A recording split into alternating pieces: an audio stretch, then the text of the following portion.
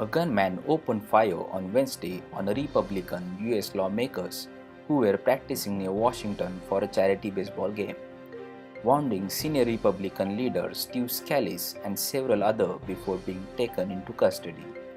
US President Donald Trump announced at the White House that the gunman died later of his injuries. Lawmakers said the shooter, who was armed with a rifle, had exchanged fire with the Capitol Hill police who were at the scene and was shot before being taken into custody.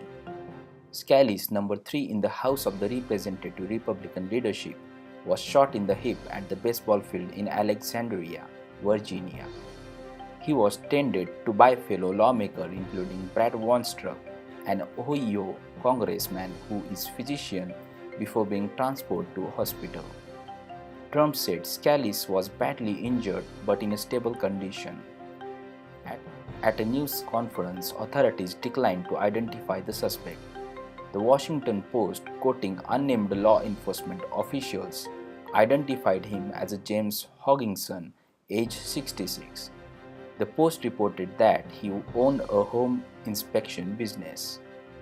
Police and the FBI said it was too early to determine a motive in the shooting or whether the attack was an attempted political assassination.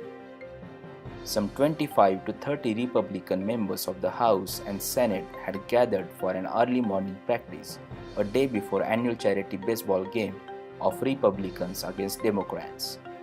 The game is scheduled to be played at Nationals Park, home of the Washington Nationals major baseball team. One congressman at the scene indicated there might have been a political motive in the attack. Representative Ron DeSantis told, "We reported to police that there was a gentleman that confronted us when we were going to our car, and he wanted to know whether it was a Republicans or Democrats that were out there. We said it was Republicans and he kind of started walking to the field." DeSantis said he did not know whether the man was the shooter.